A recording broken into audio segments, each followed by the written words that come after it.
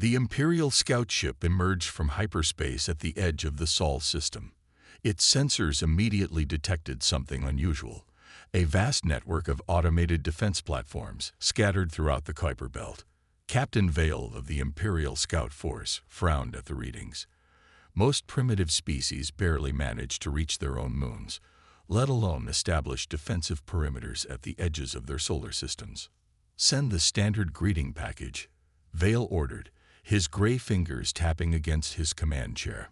The crew complied, broadcasting the Empire's message of peaceful submission in over 1,000 galactic languages. The response came faster than expected. Not only did these humans decode their transmission instantly, but they replied in perfect Imperial standard. "This is Admiral Brooks of the Earth Defense Fleet. We acknowledge your presence and request your immediate withdrawal from our space." Vale almost laughed. The audacity of these humans. They couldn't possibly think their primitive civilization could stand against the might of an empire that spanned 3 galactic arms. "Patch me through," he commanded. "This is Captain Vale of the Galactic Empire's Scout Force. We bring you greetings and an opportunity to join the greatest civilization in known space. Your immediate surrender will guarantee you favorable terms in your integration." There was a pause, then Admiral Brooks' voice returned, carrying an odd tone that Vale couldn't quite identify. "Captain Vale, we have no interest in surrendering or being integrated. We are giving you one chance. Run. Leave this system and never return." Vale's crew exchanged glances. In 10,000 years of Imperial expansion, no species had ever dared to respond with a threat. They usually begged for mercy or tried to negotiate better terms. "Your bravado is noted," Vale replied, "but surely you understand the futility of resistance. The Empire's main fleet carries more firepower than your entire civilization has likely produced in its history." The humans' response was calm, almost sad. "We know exactly how much firepower your empire carries, Captain. That's why we're warning you. Run. We've studied your civilization. We know you haven't faced a real war in millennia. Your ships are beautiful, your technology impressive, but you've forgotten what real conflict means." Vale ordered his sensors to scan the system more thoroughly. They detected approximately 50 human warships scattered throughout their solar system. The Empire's smallest battle group could field 6 times that number. "Your concern is touching," Vale said, allowing himself a small smile. "But perhaps you should worry about your own survival. I'll give you one more chance to surrender before I report your uncooperative response to my superiors." "Captain," Admiral Brooks' voice carried no fear, no anger, just a strange kind of resignation. "We aren't threatening you. We're warning you. Humans don't want another war. We've had enough of those among ourselves. That's why I'm trying to save your people from what's coming." Vale had heard enough. These humans were clearly delusional. He prepared to cut the transmission, but Brooks spoke one last time. "When you report back to your superiors, tell them this. Look up Earth's military history, study how we fight. Then ask yourself, why would a species that knows it's behind in technology dare to warn you away? We're not trying to sound tough, Captain. We're trying to prevent unnecessary bloodshed." The transmission ended. Vale sat back in his command chair, puzzled by the strange exchange. In all his years of first contact missions, he'd never encountered a species quite like this. They seemed almost concerned for the Empire's welfare. "Sir," his communication officer spoke up, "should I prepare the standard conquest assessment report?" Vale nodded slowly, still thinking about the human's words. "Yes, but mark it priority 1. And add a note about their unusual response. There's something different about these humans." As his ship prepared to jump back to Imperial space, Vale looked at the sensor readings one last time. Those 50 human warships hadn't moved to intercept them, hadn't made any aggressive moves at all. They simply waited, watching. It would be the last peaceful moment between the two civilizations. The Empire was about to learn why humans had tried to warn them away, and the lesson would be written in fire across the stars. The Imperial Analysis Center buzzed with activity. Dozens of analysts pored over data streams about Earth, their glowing screens filling the vast chamber with pale blue light. Lord Commander Rex stood before the main display, his face growing more troubled with each new report. "Show me their technological progression again," he ordered. The holographic display shifted, showing Earth's advancement from primitive combustion engines to their current level of technology. "Sir, the data is concerning," said Analyst Turner, the youngest member of the research team. "Humans achieved spaceflight just 300 years ago. Most species take at least 2,000 years to reach that level after discovering basic machines." Rex frowned. "Continue." "Their weapons development is even more alarming. They went from simple gunpowder to nuclear weapons in less than 200 years. And sir," Turner hesitated, "they've had over 15,000 separate wars among themselves." The room fell silent. Even the most warlike species in the Empire's records had only fought a few hundred wars throughout their entire history. "That's impossible," Rex muttered. "No species survives that much conflict." Turner pulled up more data. "They didn't just survive, sir. They thrived. Each war made them stronger, smarter, more adaptive. Look at their last global conflict. They developed radar, jet engines, and atomic power, all within 6 years." The display showed Earth's various military innovations. Rex watched as humans turned simple technologies into weapons. Mining lasers modified for combat. Medical scanners adapted to detect stealth ships. Even their entertainment devices had military applications. "Sir," a senior analyst called out, "you need to see this." He projected a new image. The defensive network Captain Vale had discovered. "We thought they had 50 warships. Our deep scans show something different." The image zoomed out, revealing hundreds of hidden bases throughout the asteroid belt. What looked like simple mining operations were actually shipyards. Civilian stations doubled as weapon platforms. They'd hidden their true military strength, Rex realized. "Everything we can see is just the surface." Turner spoke up again, his voice shaking slightly. "There's something else, sir. We found their entertainment broadcasts. They have thousands of stories about alien invasions. In every scenario, they've imagined ways to defeat more advanced species. They'd been preparing for this possibility for centuries." Rex walked slowly around the holographic display. He remembered Captain Vale's report about the humans' warning. It made more sense now. "They're Admiral Brooks," Rex said. "He wasn't boasting when he told us to run. He was trying to prevent a war." "Correct, sir," Turner replied. "We also found this in their historical archives." He played an ancient video recording. The quality was poor, but the words were clear. "I know not with what weapons World War II will be fought, but World War IV will be fought with sticks and stones." "What does it mean?" someone asked. "It means," Rex answered, "that humans understand destruction better than any species we've encountered. They've seen the worst of war, yet they keep advancing. They don't fight for glory or expansion like the Empire. They fight for survival." The room fell silent again as the implications sank in. The Empire had never lost a war in 10,000 years, but they had never faced a species that turned everything, even peace, into preparation for war. A message flashed across the main screen. The Empire's first battle fleet had already launched toward Earth. Standard procedure: 300 ships to subdue an uncooperative world. "We need to warn them," Turner said urgently. "The fleet doesn't know what they're facing." Rex shook his head. "The Empire doesn't retreat. You know that. Besides, it's 300 ships against 50. Even with their hidden bases, the humans can't possibly." The emergency alert system suddenly blared. All screens switched to a live feed from the battle fleet. Rex's eyes widened as he watched the feed. The humans had been holding back far more than anyone realized.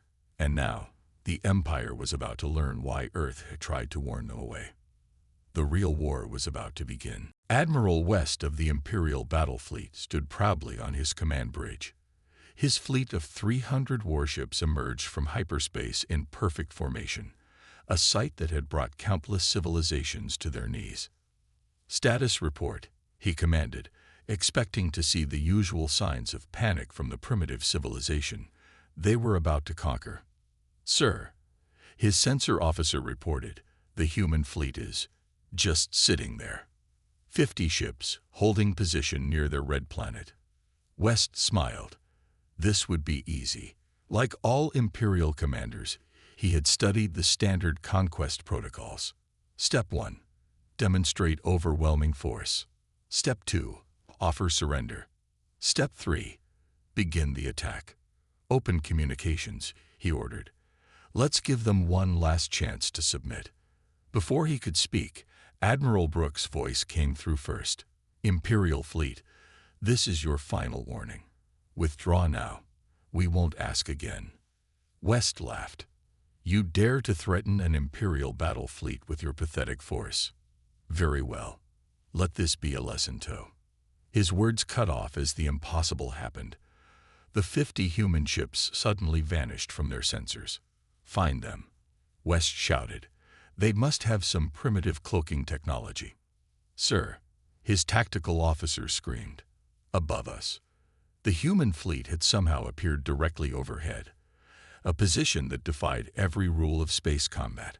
No ships could move that quickly or precisely. Then it got worse. The human vessels split apart, each one breaking into 3 separate ships. What had appeared to be cargo sections were actually hidden warships. 50 ships became 150 in seconds. "Impossible," West whispered. "Battle stations. Raise shields." But the humans weren't done. From the asteroid belt, hundreds of previously invisible platforms suddenly activated. Mining stations transformed, revealing weapon ports. Civilian satellites turned to face the Imperial fleet, their innocent-looking antenna arrays now clearly weapon systems. "Sir," his communication officer reported, voice shaking, "we're being hailed again." Admiral Brooks appeared on the main screen. He looked tired, almost sad. "We tried to warn you. What you're seeing is just our patrol fleet. The actual defense force hasn't even launched yet." West's hands gripped his command chair. In 10,000 years of Imperial history, no one had ever outmaneuvered them like this. "Attack," he ordered. "Show these humans the might of the Empire." His fleet opened fire with their most powerful weapons. The energy beams that had demolished countless civilizations lanced out toward the human ships. What happened next would be studied in Imperial academies for generations. The human ships didn't dodge. They didn't need to. The beams hit what looked like ordinary defense shields, but instead of absorbing the energy or reflecting it, the shields caught it. Then, impossibly, they'd redirected the Empire's own weapons back at them. 20 Imperial ships died in the first second. "How?" West demanded. "How are they doing this?" The battle devolved into chaos. Human ships moved in ways that violated the laws of physics. Their weapons weren't just advanced, they were impossible. Mining lasers cut through Imperial shields like paper. Cargo transporters reached through their strongest defenses to deposit explosive charges directly into engine rooms. West watched in horror as his perfect formation crumbled. The humans didn't fight like a military force. Each ship acted independently, using tactics that had never been seen in galactic warfare. "Full retreat," he finally ordered, swallowing his pride. Back to hyperspace. Only half his fleet made it. As the survivors fled, Admiral Brooks sent one final message. "We know you'll be back with a bigger fleet. Remember this, what you just fought was our equivalent of a Coast Guard. The real military hasn't shown up yet. Please, don't make us show you what they can do." In his 10,000 years of service, West had never retreated. But as he watched the sensor recordings of the battle, he understood why the humans had tried to warn them away. They hadn't been threatening the Empire. They had been trying to save them from their own arrogance. And now, as his damaged fleet limped home, West realized that the Empire had just made the biggest mistake in its history. They had ignored the warning of the only species that had ever been kind enough to tell their enemies to run. The Imperial War Council gathered in their grand chamber for the first time in 1,000 years. Huge holographic displays showed the destruction of half their battle fleet, playing on endless repeat as the highest commanders of the Empire tried to understand their failure. High Commander Stone slammed his fist on the table. 300 ships. We lost 150 ships to a primitive patrol fleet. Primitive is clearly the wrong word, said Fleet Master Ward, reviewing the battle data. Their technology isn't just advanced, it's completely different from anything we've seen. The doors burst open as Lord Thax stormed in, his face dark with rage. The Emperor demands action. We will deploy the main fleet. All of it. The room fell silent.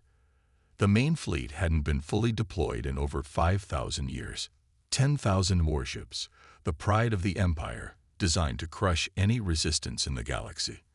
The humans must have some weakness, Stone muttered, studying the battle recordings.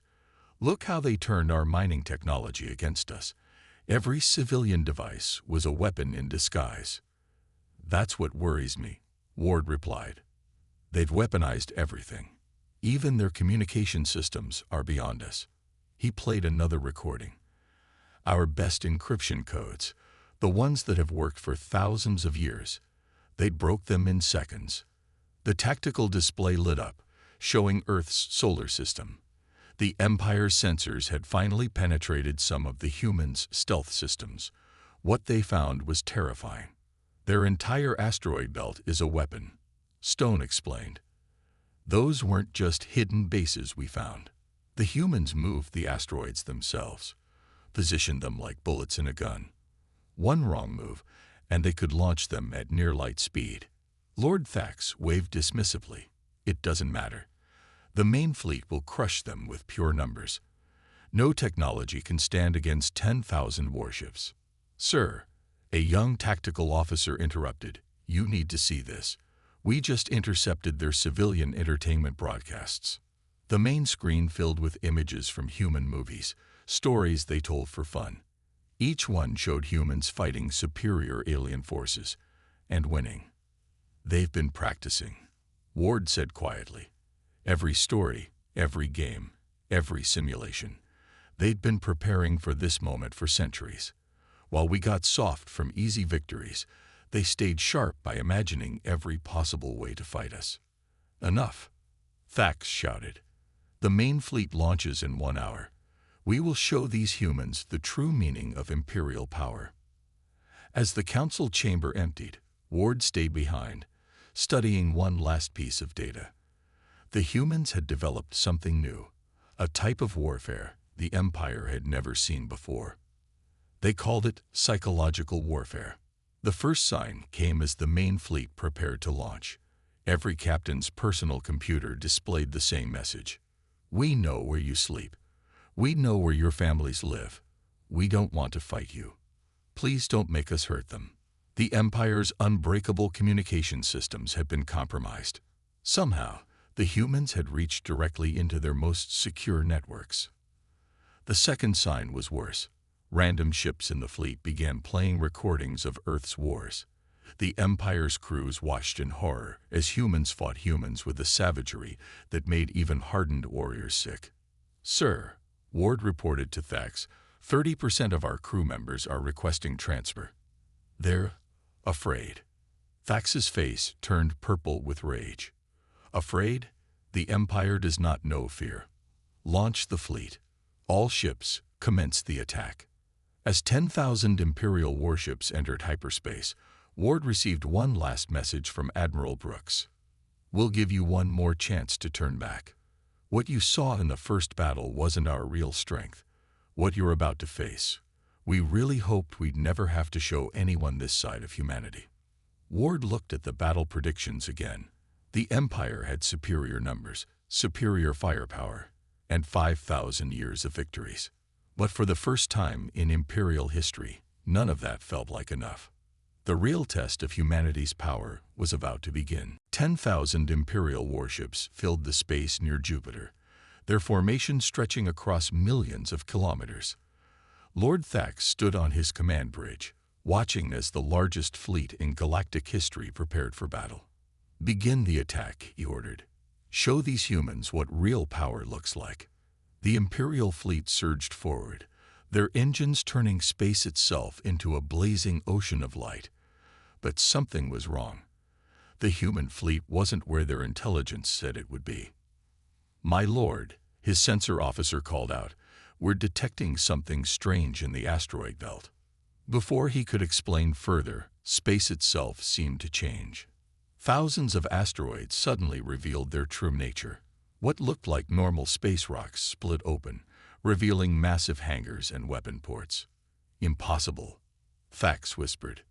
The humans had hollowed out entire asteroids and turned them into stealth battle stations. Worse, they began to move. Not like normal space stations, but like fighters, spinning and accelerating with impossible speed. "Enemy ships detected," the tactical officer shouted. They're everywhere." Human vessels appeared from behind every moon and planet, rising from gas-giant atmospheres where no ship should be able to survive, emerging from the sun's corona itself. They had hidden their fleet in places the Empire had thought impossible to use. "How many?" Thax demanded. 2,000 ships, sir, plus the asteroid stations. Plus, sir, they're launching something else." Small objects began pouring out of the human ships and stations, not fighters or missiles, but tiny boxes barely bigger than a person. "Sir," the communication officer's voice shook, "we're being hailed." Admiral Brooks appeared on screen, looking not triumphant but sorrowful. "Those boxes are called coffins by our troops. One-person kamikaze units. Each pilot volunteered, knowing they wouldn't return. We really hoped we wouldn't have to use them." Thax laughed, though his voice trembled slightly. "You think a few thousand suicide troops will stop 10,000 Imperial warships?" "No," Brooks replied.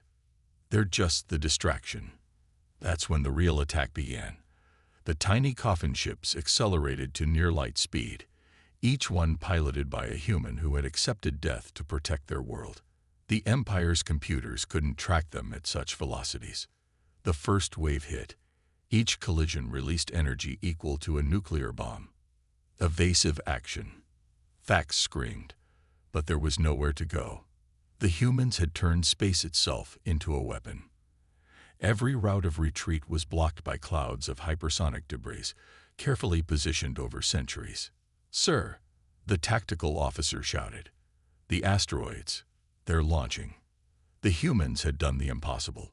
They had turned their entire asteroid belt into a giant shotgun. Thousands of building-sized rocks accelerated toward the Imperial fleet, each one precisely aimed. "Full retreat," Thax ordered. "Get us out of here." But the humans had planned for this too. Their ships appeared in perfect positions to cut off the retreat routes, not through superior numbers, but through perfect positioning. They had studied Imperial tactics for years, learning exactly how the Empire would react. "My lord," his second-in-command reported, "we're losing ships too fast to count. The humans, they're not just fighting us, they're hunting us." On every channel, on every frequency, the same message played. "We warned you. We beg you to run. This is not even our full strength. Please, don't make us show you what happens when humanity stops holding back." For the first time in his life, Thax felt real fear. The Empire had expected to fight savages. Instead, they found warriors who had spent centuries preparing for this exact moment. His mighty fleet was being torn apart, not by superior numbers or technology, but by humans who had turned their entire solar system into one giant trap. As his flagship shuddered under another impact, Thax finally understood. The humans hadn't warned them out of fear or weakness. They had warned them because they knew exactly what they could do to the Empire, and they had desperately hoped they wouldn't have to show it. Now, as his fleet died around him, Thax realized that humanity's greatest weapon wasn't their technology or their tactics. It was their willingness to die protecting their home, and their desperate wish that they wouldn't have to take their enemies with them. The Imperial Council chamber was silent. The holographic displays showed the devastating defeat: 7,000 ships lost, 3,000 retreated, many badly damaged. Lord Thax stood before the Emperor himself, his head bowed in shame. "Show me," the Emperor commanded, his voice heavy with age and worry. "Show me why we lost." Admiral Brooks appeared on the main screen. The humans had broadcast this message across all Imperial frequencies just hours after the battle. "People of the Empire," Brooks began, "what you witnessed today was 1/10 of Earth's true military power. We're now going to show you why we tried so hard to avoid this fight." The screen changed, showing scenes that made even the Emperor lean forward in shock. Hidden shipyards inside Mercury, drawing power directly from the sun. Massive fleet bases beneath the storms of Jupiter. Entire artificial planets, cloaked and armed, waiting in the spaces between worlds. For 500 years, Brooks continued, we prepared. Not because we wanted war, but because our history taught us to be ready. Every piece of technology we developed had two purposes, one for peace, one for war. The display shifted again, showing Earth's orbital defense grid.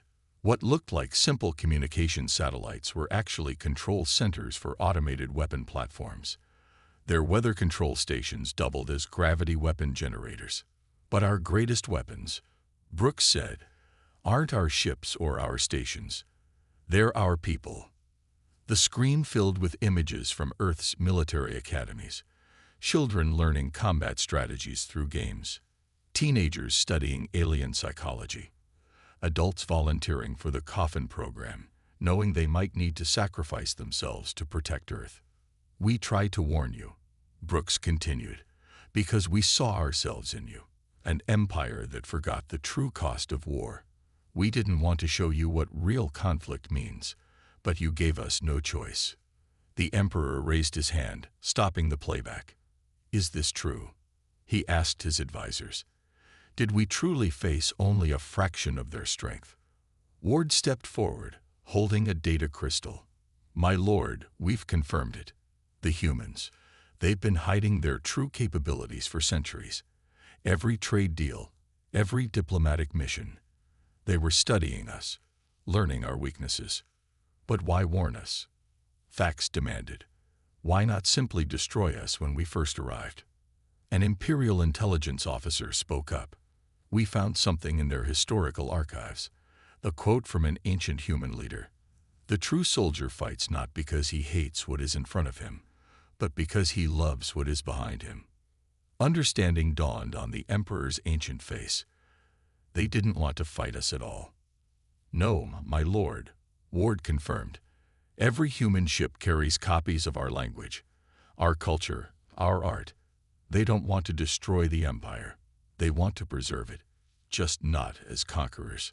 The main screen lit up again, a live transmission from Earth. Admiral Brooks appeared, looking tired but determined. You've seen a glimpse of our power now, he said, but we're still holding back our main fleet. This is your last chance. We can end this war right now, peacefully, or we can show you why we spent 5 centuries preparing for this moment. The Emperor stood, his decision made. Open a channel. Wait. Thax protested. We can't show weakness. Silence. The Emperor commanded. We faced a species that tried to save us from our own arrogance. A species that values life so much, they warned their enemies to run. And when we ignored that warning, they still held back, still tried to minimize casualties. The channel opened. The Emperor faced Admiral Brooks. We have received your message, the Emperor said. And finally, we understand. Your warning wasn't a threat. It was mercy. Brooks nodded slowly. We never wanted to be your enemies.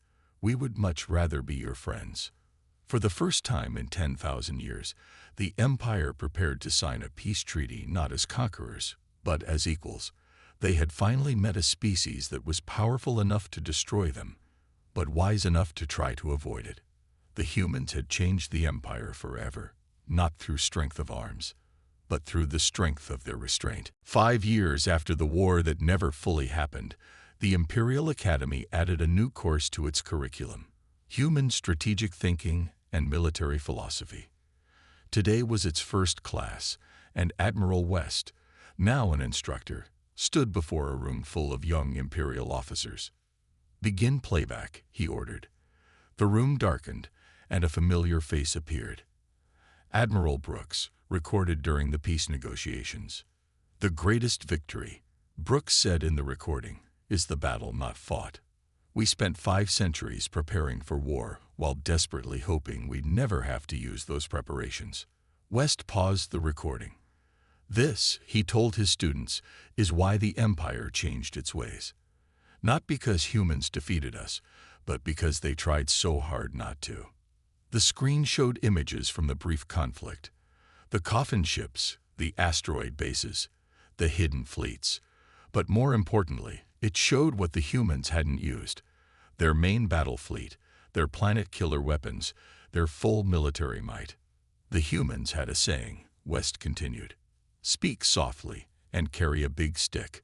For 500 years, they built the biggest stick in the galaxy. Then they begged us not to make them use it." A young officer raised his hand.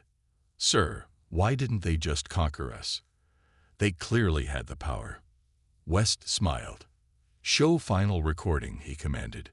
The screen lit up with the last message Earth had sent to the Empire before the peace treaty. Admiral Brooks appeared again. "We've studied your civilization for centuries," he said. "Your art, your music, your achievements. You've created beautiful things, amazing things. We didn't want to destroy any of that. That's why we warned you to run. That's why we held back. In all our history, humans learned one crucial lesson. The true measure of power isn't in how much you can destroy, but in how much you can preserve." The recording ended. West looked at his students. "The humans changed everything we thought we knew about warfare.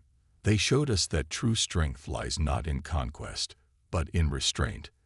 He pressed another button, revealing statistics from the brief war. "Look at these numbers. They could have destroyed our entire fleet. Instead, they disabled ships where possible. They targeted weapons and engines, avoiding crew quarters. Even their kamikaze pilots aimed for the least populated areas of our ships." The room was silent as the young officers absorbed this information.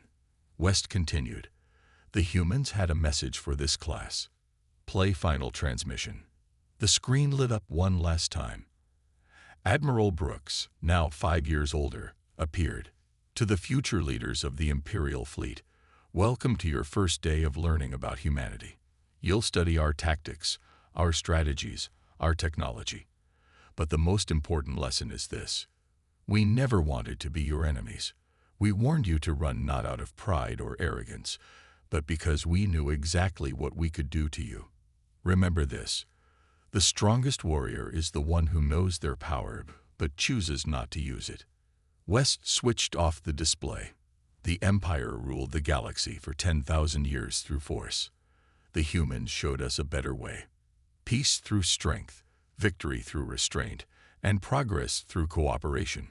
He looked at his students, seeing understanding dawn in their eyes. They could have conquered us. Instead, they became our greatest allies, teaching us what we'd forgotten over millennia of easy victories. The Empire had finally learned its lesson. Throughout the galaxy, their reputation changed. No longer were they known as unstoppable conquerors. Now they were known as the civilization that learned wisdom from the humans, the species that warned their enemies to run. "Remember," West concluded, "the humans' first words to us weren't threats or boasts. They were a warning, spoken out of compassion even for their enemies. That is true power. That is why we study them. And that is why the Empire will never be the same." As his students left the classroom, West looked out at the stars. Somewhere out there, Earth's fleets still patrolled their space, still prepared for war while working for peace. The humans had changed the galaxy not through conquest, but through their unwillingness to destroy what they could instead protect. The Empire had finally learned the greatest lesson of all: Sometimes the most powerful weapon is the one you choose not to use.